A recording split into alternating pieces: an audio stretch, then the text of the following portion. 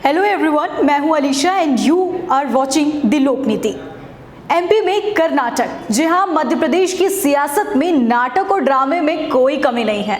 आए दिन कांग्रेस विधायकों को खरीदने के आरोप बीजेपी पर लगातार प्रदेश सरकार लगाते रही है। इन सब के बीच बुधवार को मुख्यमंत्री कमलनाथ ने एक बार फिर भाजपा पर आरोप लगाया कि पिछले कई दिन से वो माफिया के साथ मिलकर प्रदेश सरकार को अस्थिर करने का असफल प्रयास कर रही है। इन्हीं आरोपों की कड़ी में कुछ नेताओं और मंत्रियों के बयान भी सामने आए। चलिए जान लेते हैं किसने कर्नाटक में क्या कुछ कहा। हमारा कोई भी विधायक बिकाऊ नहीं है, लापता विधायक भी वापस आएंगे, ये बयान दिया है राज्य के शिक्षा मंत्री जीतू पटवारी ने। इन विधायकों के वापस भोपाल आने पर मंत्री जीतू पटवारी ने कहा कि दिल्ली से लौटे सभी विधायकों ने लोगों को बीजेपी का असली चेहरा दिखाया है। हमारा एक भी विधायक बिकाऊ साबित नहीं हुआ। उनमें से सभी यानी कि 4 लापता कांग्रेस और निर्दलीय विधायक वापस आ जाएंगे। वहीं जब मध्य प्रदेश के विधायक लापता थे, उस समय मंत्री जायसवाल ने बयान देते हुए कहा था कि मध्य प्रदेश का मुख्यमंत्री आने वाले समय में कमलनाथ बने या शिवराज सिंह चौहान, मंत्री तो मैं ही बनूंगा। मुझे मेरे क्षेत्र का विकास करना है और क्षेत्र का विकास करने के लिए मैं अपनी जनता से किए हुए वादे के लिए सदा कटिबद्ध रहूंगा। दल बदल करने वाले मंत्री के सुर अब अचानक से बदल हो उठे। जी हाँ, बता दें कि विधायकों के दिल्ली से वापस लौटते ही मंत्री ने पलटी मार ली। खनिज मंत्री प्रदीप जायसवाल ने कहा कि कमलनाथ सरकार को मेरा पूरा समर्थन रहेगा। मीडिया ने मेरा बयान तोड़ मरोड़ कर पेश किया है।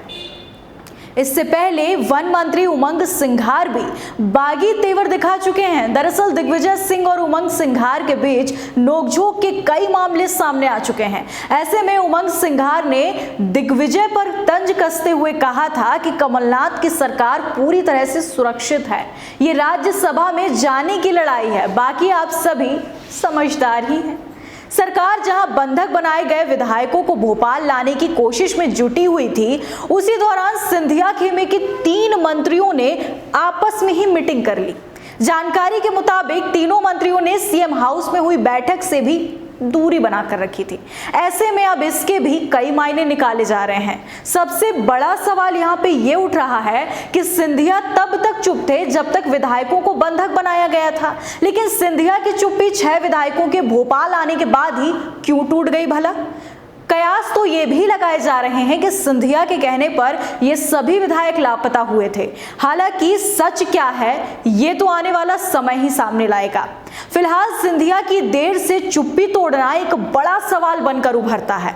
वहीं जनसंपर्क मंत्री की बात करें अगर, तो जनसंपर्क मंत्री पीसी शर्मा का बड़ा बयान सामने आया। मंत्री पीसी शर्मा ने कहा कि सारे विधायक सीएम कमलनाथ के साथ हैं और कांग्रेस के साथ ही रहना चाहते हैं।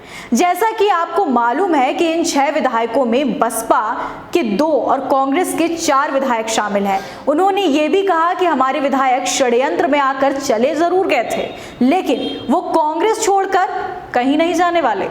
वहीं 4 विधायकों का अभी भी कोई अता पता ही नहीं है। कांग्रेस का आरोप है कि भाजपा ने विधायकों को बंधक बनाया है। साथ ही कांग्रेस ने दावा किया कि हमने उन विधायकों से बात की और वो जल्द ही वापस आ जाएंगे। अब आपको बताते हैं वो 4 विधायकों के नाम जो अब भी लापता हैं। सबसे पहले हैं सुरेंद्र सिंह शेरा, दूसरे हैं रघुराज कंसाना, तीसरे हैं बिसाहुलाल सिंह और चौथे हैं हरदीप सिंह डंग। अब ये 4 लापता विधायक कब मिलेंगे, कैसे मिलेंगे और कहां पर हैं, और ये सरकार को धोखा देंगे या नहीं, ये तो आने वाला वक्त ही बताएगा। लेकिन इन सब के बीच एक बात तो तय है कि इस कर्नाटक में मध्य प्रदेश की सियासत राज्य तक ही नहीं बल्कि राष्ट्रीय स्तर तक चर्चे में रही है। अगली किसकी सरकार बचेगी और किसकी गिरेगी, ये तो वक्त पे हम छोड़ चलते हैं। फिलहाल के लिए मुझे दीजिए इजाजत। नमस्कार।